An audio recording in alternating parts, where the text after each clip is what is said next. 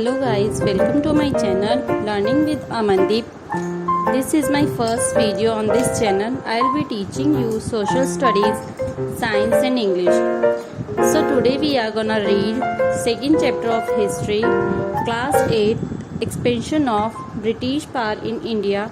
So in this chapter we are gonna learn about expansion of the British from traders to ruler. पुराने time में Britishers India में सामान खरीदने के लिए आते थे और वापस जाके उसको अपनी जगह पर बेचते थे।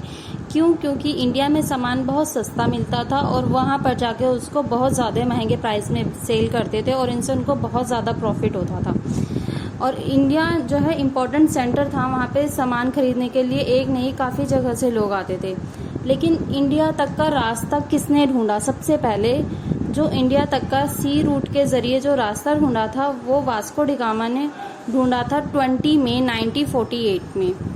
यूरोपियंस जो थे ऑलवेज अट्रैक्ट रहते थे, इंडिया के जो रिसोर्सेज और वेल्थ थी हमेशा उससे अट्रैक्ट रहते थे।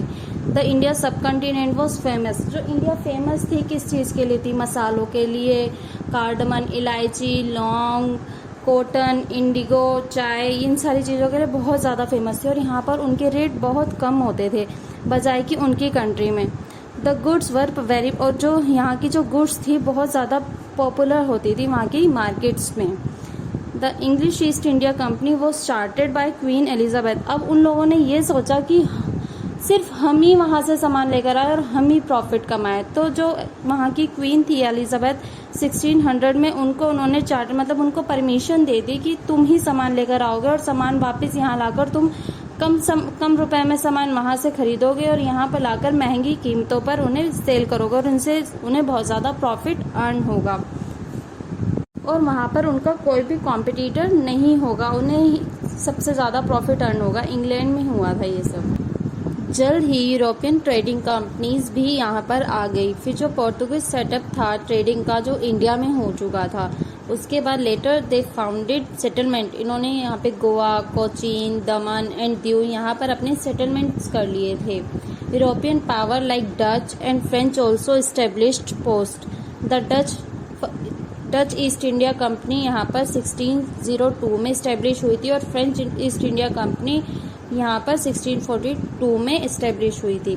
सबसे पहला जो शिप अराइव हुआ था वो सूरत में हुआ था 1608 में। इन 1612 दे setup a trading post in Surat.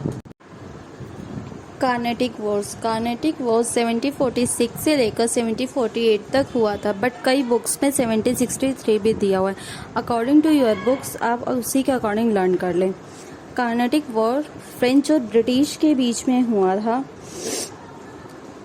Commercial and maritime rivalry between France and England was the primary reason behind this wars. इसका रीज़न ये था कि फ्रेंच इंग्लैंड से 10 गुना ज़्यादा प्रॉफिट कमा रहा था, which was a big threat to the England from 1742 sorry.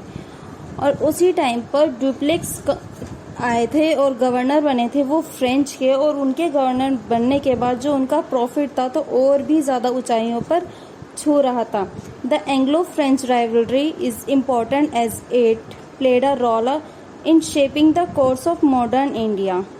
Carnatic wars की सीरीज हैं military conflicts of the Indian subcontinent between the French और इंग्लिश के बीच में ही है। इनके जो है रीजंस थे कब से कब तक हुआ था 1746 और क्या कहते हैं 1763 दिया हुआ है, 48 भी है कहीं, ठीक है। Ultimately they were fought in the region of the Carnatic, the French were defeated. बस उसके बाद क्या हुआ था, फ्रेंच के लोगों को ब्रिटिश ने हरा दिया था।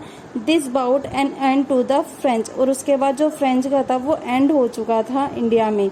उसके बाद जो ब्रिटिश थे और ज़्यादा उन्होंने प्रॉफिट कमाया और ज़्यादा पावर आ गई उनके पास। The company change from a commercial trading association to a political power में उन्होंने चेंज कर ली थी उस चीज़ को। Thanks for watching. Please like and subscribe my channel for more videos.